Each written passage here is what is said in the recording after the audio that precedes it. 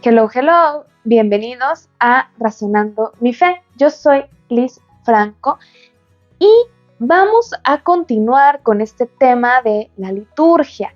Ya hablábamos en el video anterior de la importancia de la liturgia, cómo es la continuación y la actualización del mismo sacerdocio de Cristo, Cristo que se une con su iglesia para dar gloria al Padre.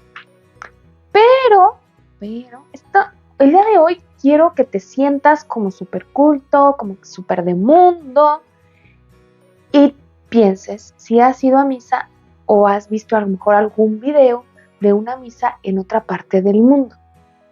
¿Es igual a la que vas cada 8 días? Depende de qué misa estemos viendo. ¡Ah, no manches, misa! Entonces hay un montón de misas. Sí y no. Primero, vámonos por el principio para que aquí nadie salga confundido. Espero.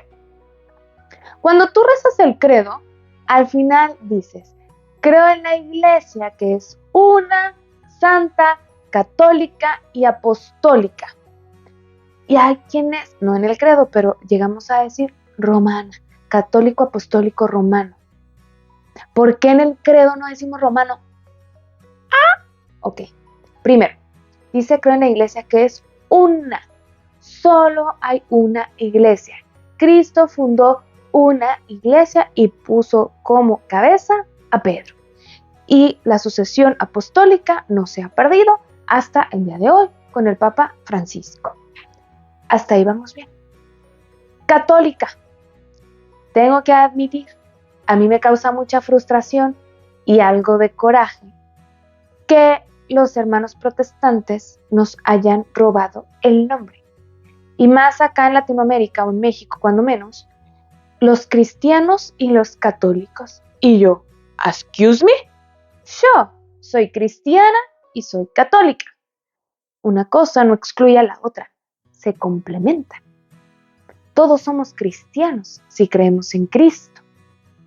Pero bueno, dejaré mis traumas para otro video o para cuando me inviten a un cafecito. Una santa, Cristo la santifica, católica. ¿Qué significa que sea católica? El término significa literalmente universal. Es decir, la iglesia es para todos. Dato al margen. Dato curioso del día. En la Biblia tenemos 13 cartas de San Pablo y hay otras cartas que les llamamos cartas católicas. ¿Por qué? ¿Acaso Pablo era protestante? No. Las cartas de Pablo tienen un destinatario. Es a los filipenses, a los tesalonicenses, a Tito, Filemón, etc. Y las cartas católicas, como la de Pedro, las de Juan, la de Judas, la de Santiago, no tienen destinatario. Se les llama así entonces porque se las escribe a toda la iglesia, a la universalidad de la iglesia. Por eso se les llama así. Ok, se cierra el paréntesis. Nuestra iglesia es católica, universal, mundial, como le quieras llamar. Y apostólica, es decir, Cristo la funda sobre los apóstoles. En la Basílica de San Pablo Extramuros en Roma vas a encontrar así toda la parte de arriba mosaicos de los diferentes papas, de todos, desde Pedro hasta Francisco. Nunca se ha perdido esa sucesión. Sabemos quién siguió de quién. Si tú vas e investigas quién es el obispo o el arzobispo de tu diócesis y quién lo ordenó, y quién lo ordenó, y quién lo ordenó, y quién lo ordenó, y te vas así hasta atrás, vas a llegar invariablemente a un apóstol. A eso le vamos a llamar sucesión apostólica. Por eso decimos que la iglesia es apostólica, porque nunca se ha roto esta sucesión. Y lo que les decía de romana, ahí sí ya no aplica para todos. ¿Cómo no? Y de eso vamos a hablar hoy. Fue una gran introducción. Existen diferentes ritos.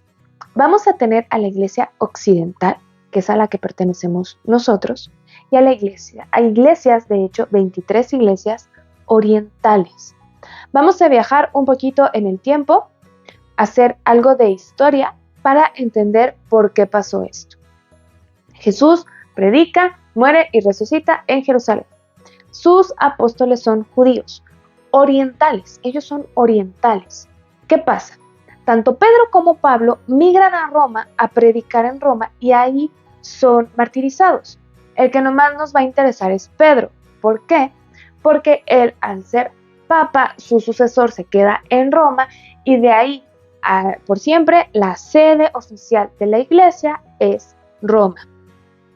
Pero los demás apóstoles u otros discípulos se quedan en Oriente. Y cuando vengan los bárbaros a invadir Roma y caiga el Imperio Romano, el emperador Constantino se va a llevar la capital de Roma a Bizancio y le cambiará el nombre por Constantinopla, que está en Oriente, en lo que hoy es Turquía o Estambul específicamente. El Papa se quedó en Roma, pero ahora la capital del imperio está en Oriente. ¿Qué pasa? En Roma están muy ocupados intentando evangelizar bárbaros o no morirse por las invasiones de los bárbaros, y en cambio en Oriente hay mucha paz, hay mucho desarrollo de la teología, etc. Y hay costumbres distintas, porque al venir pueblos extranjeros a invadir el occidente, pues invariablemente va a haber contacto, se van a mezclar, entonces vas a tener costumbres cristianas con paganas y luego vas a cristianizar lo pagano, etc. En cambio, Oriente se va a quedar como, no quisiera decir más puro, más original. Ay, espero que estés entendiendo lo que tengo en mi cabeza, pero va a variar menos. Y el occidente va a ir moviendo. ¿Qué pasa? El occidente se va a ir moviendo a toda Europa. Y el oriente va a quedar relativamente contenido a lo que hoy sería Grecia, Turquía, digamos, esa zona del globo terráqueo. Y las costumbres serán distintas. Los ritos entonces serán distintos. Sí, hacia el año 1000 vamos a tener el cisma de Oriente, es decir, el patriarca de Constantinopla va a romper con el Papa y va a decir, ya no me le voy a cuadrar. Y por eso vamos a tener a los ortodoxos. Sin embargo, no todos los orientales van a seguir esto, o a lo mejor en un principio sí, y después van a decir, oye, pero neta, el chido es el Papa de Occidente, y se le van a cuadrar al Papa. Por eso es que hablamos de 23 iglesias orientales. La occidental, la mayoría de Europa y América, nuestra sede principal es Roma, efectivamente, el Vaticano más bien. Y las iglesias orientales, pues dependiendo dónde estén, dónde va a ser su sede. ¿Esto significa que se mandan solos o que no responden a la autoridad del Papa? Para nada. Al contrario, de hecho hay una congregación de iglesias orientales que se dedica a respetar la riqueza que tienen estas iglesias sin contradecir la línea que está marcando el Papa. ¿Qué es lo mejor del mundo? Es como, poniendo un ejemplo muy tonto, tienes dos hijos, uno es muy bueno para matemáticas y otro es muy bueno para el deporte. Y entonces tú dices, no, es que el de matemáticas es el chido, el del deporte no. A ver, espérate, los dos son muy buenos cada uno en su área. Y esto es lo maravilloso de Jesús, no lo vamos a agotar. Nosotros occidentales tenemos a lo mejor una forma de ver el mundo, los orientales tienen otra forma de ver el mundo, y aún así Cristo es el mismo, el misterio es el mismo. Esto es importantísimo. La Eucaristía, Cristo en el pan y en el vino es el mismo. Lo que va a cambiar a lo mejor es que el rito de la paz vaya antes del ofertorio, por ejemplo, en algunos ritos, o que no se cante tal y se rece. A lo mejor la forma, pero el fondo es exactamente el mismo.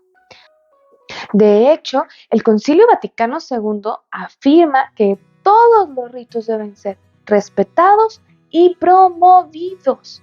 Es raro, pero sí encontramos parroquias dentro de ciudades occidentales, como donde yo vivo, que todavía tienen ritos orientales. Y está padrísimo y es muy interesante experimentarlo porque es algo diferente, pero es exactamente tu misma fe. Los ritos se van a dividir básicamente en dos, latinos y orientales. Latinos, ¿por qué? Porque el Papa en Roma, lengua oficial, latín. Y orientales porque pues, están en el oriente. Dentro de los latinos, el más normal y más común, pero por mucho, es el romano. Es el que, si tú me estás entendiendo en español, muy probablemente se celebre en tu parroquia. Es el más difundido. Sin embargo, también vamos a tener el ambrosiano. Este va a ser especialmente popular en Milán porque de ahí es San Ambrosio, era obispo de Milán y todavía se va a celebrar. Y el mozo árabe.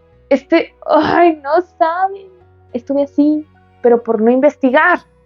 Se celebra en la Catedral de Toledo, en España, y yo estuve ahí el domingo, pero fui a misa de 11, me tocó rito latino, bueno, rito romano, y en misa de 12 era rito mozo árabe, y lo dejé ir, me enteré hasta allá en la tarde, y fue así de, ni modo, tendré que volver a Toledo para conocer este rito y hacerles un video de las diferencias y similitudes de estos ritos.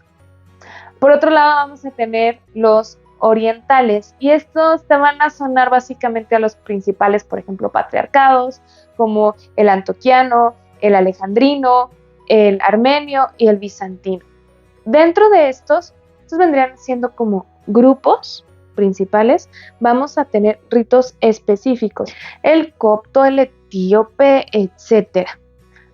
Cada rito, como ya dije, es sumamente importante, va a tener plasmada la realidad del pueblo que lo practica. No porque el rito romano sea el más difundido significa que es el mejor, no va por ahí. Como ya dijimos, Cristo no se puede agotar. Más bien, mi objetivo al hacer este video es que aprendamos que existe algo más. Procuremos aprender, investigar a lo mejor, si se nos es posible ir a una misa con un rito distinto al nuestro, para enriquecernos.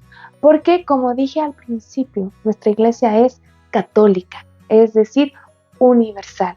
Y Cristo nos abraza a todos, no importa qué rito practiquemos, Él nos ama porque Él sabe que nunca lo vamos a agotar y que Él está verdaderamente presente de cualquier forma. Pero ojo, siempre y cuando estemos alineados con la iglesia, no porque practiquemos el rito romano o el antioqueno o el copto acuérdenos, siempre en línea con nuestra cabeza, que es el Papa, que Cristo mismo dejó en Pedro. Hasta aquí la vamos a dejar el día de hoy. Estuviste en Razonando mi Fe. Yo soy Liz Franco y recuerda, razona, cree, ama y contempla.